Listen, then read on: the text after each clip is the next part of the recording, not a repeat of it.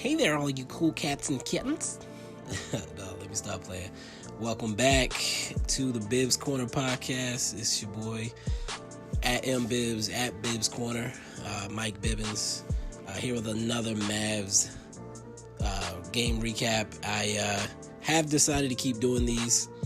I know I was kind of up in the air about it after the first one, but I enjoy going over the stats, going over what I saw, what I see, what I'm expecting. So definitely expect for these to continue throughout the next few games at least.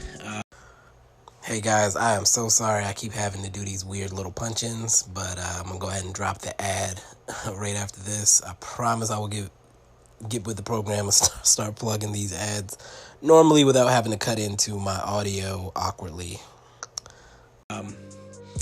It's time to get the bubble popping.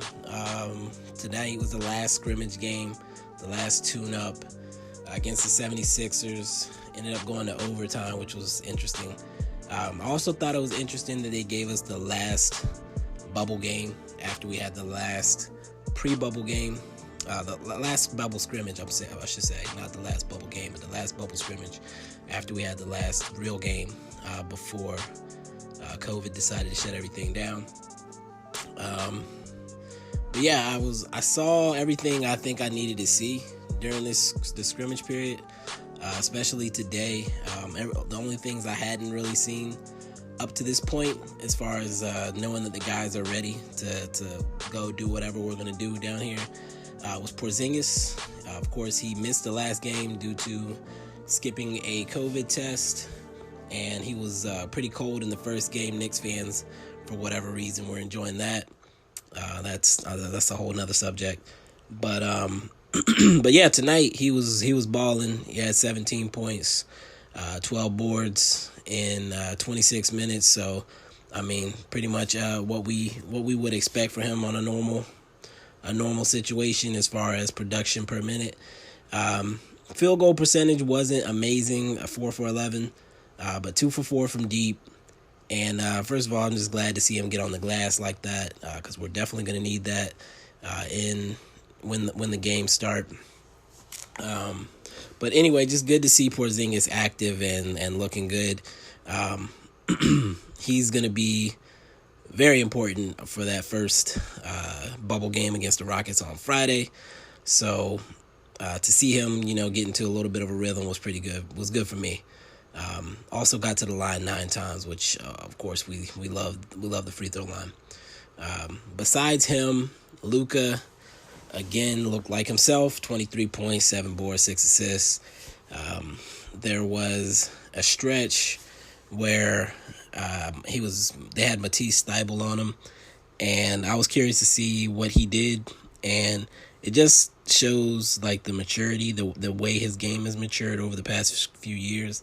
Because knowing that Thybulle is a guy who is long but is also skinny, it was nice to watch Luka just get into his body and just out-physical him. And Luka he's always been a heady player, a smart player, but I think that just the maturity and growth that he's showing already in just his second season, going into 8 games here before we're going to have his first playoff experience. It's just good to see him locked in like that, to where he's not out there playing games. Like, he's out there strictly business, trying to get it done, trying to prove a point, trying to will his team to victory whatever way possible. And just knowing that he's ready and he's going to take advantage, he's going to find a way to take advantage of whatever matchup you put against him, that's exciting to me. So I'm not worried about him at all when it comes to these next 8 games, and then whoever we match up with in the playoffs. It's going to come down to the supporting cast and everybody showing up, playing their part around him. I'm actually more worried about Porzingis in that sense, but I feel like Porzingis is the type of guy, if Luka's going, then he's going to play off of Luka, and that's the one thing I like about their dynamic. So then it comes down to Seth and Tim and Dodo and all the rest of the guys coming off the bench. Speaking of which, I did want to talk about JJ Barea again. I don't know if you have paid attention to me over the years, but I have not been a huge fan of JJ and his game when he decides to turn into JJ Iverson, and no shot is a bad shot. But given the dynamic of our team, given the fact that this is going to be a lot of guys either first playoff experience or their first in as big a role as they're going to have, having a guy like JJ around is going to be vital.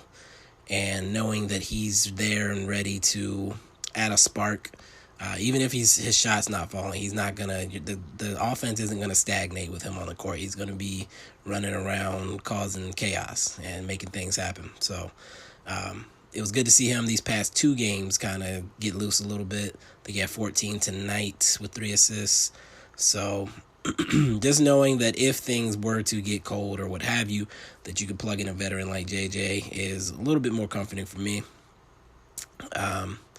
Also off the bench, Trey Burke made his debut tonight in the bubble. He had 9 points, just 3 for 8, but really looked active, really looked like he was comfortable and ready to contribute in any way he can. Hopefully we can get him some decent playing time during these 8 games, because I have a feeling that he's going to be a guy that we may turn to in a playoff situation again if things get cold or JJ hasn't worked out in his attempt to get things going. Trey Burke looks like he's come a long way as well, and I'm excited to see how Carlisle decides to mix up the rotations with the guys that he has on the bench. What else do we have? Oh, Seth definitely has cooled off since that first game. I think first game he was 6 for 6 or something like that from 3. Last game he was 2 for 3, and tonight he was 1 for 6. So it's gone the complete opposite of the way I would have liked to have seen it go for him. We'll hope that he can get it straightened out as we get into the real games here.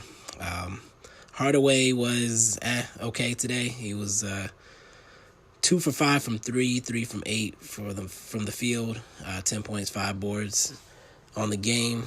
I'm not sure if he's ready to have one of those games where he, gets hot and decides to drop 25, 30, whatever. I'm not sure if he's ready for that yet, but we'll see. Guys are going to be called upon, and especially in that first game against the Rockets, I expect a ton of offense, and guys are going to have to hit shots if we're going to keep pace with them, because it's definitely not going to be our defense. I don't know, guys. The bubble games are about to get real, and I don't have anything necessarily that I'm particularly worried about with the team right now. I think it's still hard for me to really lock in and take basketball seriously. I know it sounds kind of weird, but I haven't watched a game in 4 months. I don't know if I've ever gone that long without basketball. Haven't not been able to watch real basketball for 4 months, and then now these 3 scrimmages kind of get you back in the mood, but not really, because it doesn't matter. We will see Friday. I feel like once James Harden steps on the court and I see that beard and I want to slap him, I think I'll be all right then. But as of right now, I'm just ready to see some real basketball. So that's really all I want to say right now. I don't have any predictions for the game or anything like that. I don't want to sit down and try to figure out who's going to make what happen as far as seeding. I think I've been pretty clear about that over the past few of these. But I don't know, man. Basketball is right around the corner. 2 days, we'll be watching games that actually matter. And I think by the time we get closer to maybe the second half of the 8 games, then maybe I'll start looking at seedings and matchups and stuff like that. But I'm excited, man. I'm really excited, and I think Luka is ready to start the next chapter in his legacy, his book, getting to the playoffs and showing that he's the real deal. And if anybody's doubting after what I expect to see from him when we get to the playoffs, if anybody's hating or doubting after that, then that's just what they are. They're a hater. And I don't know, man. Hit me up on Twitter if you have any comments or feedback. As always, I have no idea how long this has been. I feel like I've been rambling the last 2 or 3 minutes for absolutely no purpose. I'm going to go ahead and shut this down. Oh man, I actually almost forgot to mention Antonius Cleveland. 14 points for him off the bench. Of course, he did most of it in, I guess we'll call it garbage time. But man, he's really looked like a guy these past couple of games. And again, we know how Carlisle does. There's no doubt that there's going to be a point where things get interesting and he plugs Cleveland in. And I think Cleveland has a huge opportunity over these next few games and even in the playoffs, if a chance comes, to really prove himself and earn a full roster spot. And I don't know, he's looked like a guy that deserves that over these past few scrimmages. So it's gonna be interesting to watch. I get excited about that type of thing, to see a guy grind and earn his spot. So definitely gonna be keeping an eye on Cleveland. And I just wanted to make sure I got that in there. So again, thank you all for tuning in. I've actually been surprised by the amount of people that are actually listening to these. So again, if I get one listen, I'm going to continue to do these. So keep listening, and if you like it, and always, of course, give me feedback. If you want to rate the podcast, I'm not going to be mad at that either. But thank you again. I'm going to actually shut this down now. Peace.